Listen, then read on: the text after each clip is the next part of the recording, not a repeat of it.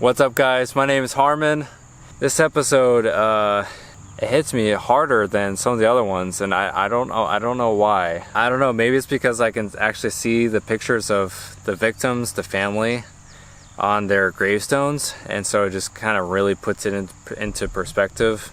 The Bentler family, they lived here in Bonaparte, Iowa. Bonaparte is a pretty small town located in southeast Iowa. Shawn Bentler was, of course, their son, and Shawn lived in a town called Quincy, Illinois, which is about 78 miles away. Shawn at the time did not have a license or a car, so he stole/borrowed his roommate's car, drove 78 miles here to Bonaparte, Iowa, and this is where he killed his entire family. You might be asking yourself, why? Why would Shawn do this? Well, supposedly, the Bentler family was pretty well off. They lived in a very nice house just outside of town. They owned a bunch of land, about 400 acres or so. Shawn was in debt. He didn't really have a job. He had two different kids with two different girlfriends. One kid, I think, was 19 months old at the time. And so in order to try to provide for the two kids that he had and his, I think, current girlfriend, he thought the only solution he had was to basically murder his entire family in order to obtain the family inheritance, which would have included the house, all the land, and a pretty big significant amount of money. Was roughly about $3 million.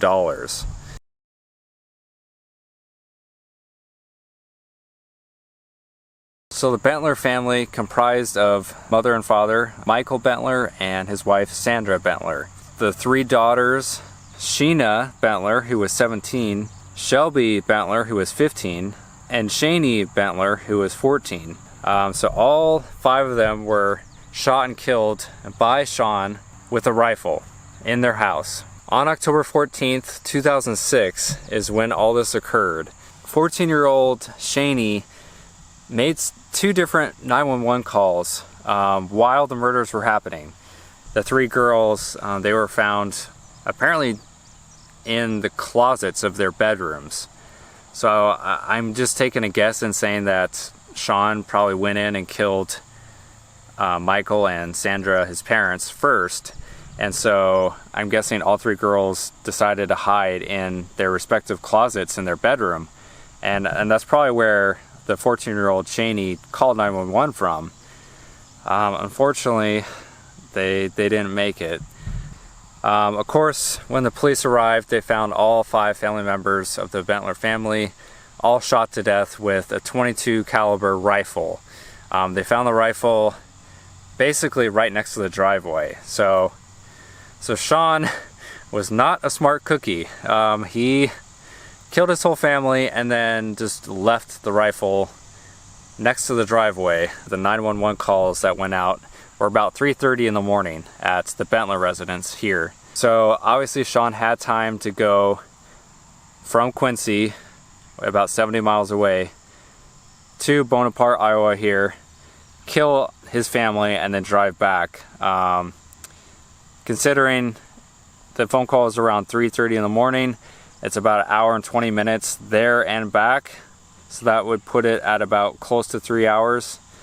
So it sounds like there was plenty of time for him to go there and back by the time his roommate woke up.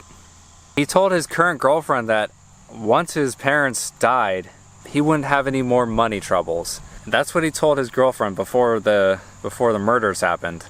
He also mentioned to his girlfriend that, quote, "If I was found guilty of murdering someone, would you still let me see you and our daughter Ava Lee," his 19-month-old child.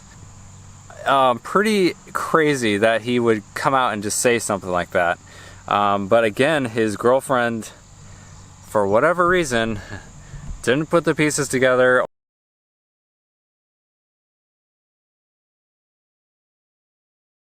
So one of the witnesses at Shawn Bentler's trial was Shawn's roommate, or I guess I should say former roommate. He's not his roommate anymore. So Shawn's roommate stated that Shawn left with some friends at about 6 p.m. October 13th, so the day before the murders. They left to go to an out-of-state football game. And his roommate says that Shawn returned back to the apartment at about 1:30 a.m. on October 14th. Shawn's roommate also noticed that when he got into his car the next morning to drive to work, he noticed that his gas tank went from about a quarter of a tank basically down to almost nothing. And so obviously he thought that was odd, considering even though the game was out of state, he thought that there should be more gas in the tank than that. If you're wondering, Shawn is in prison. He received 5 life sentences for killing all 5 of his family members, and at this time I believe he is 35 or 36 years old right now.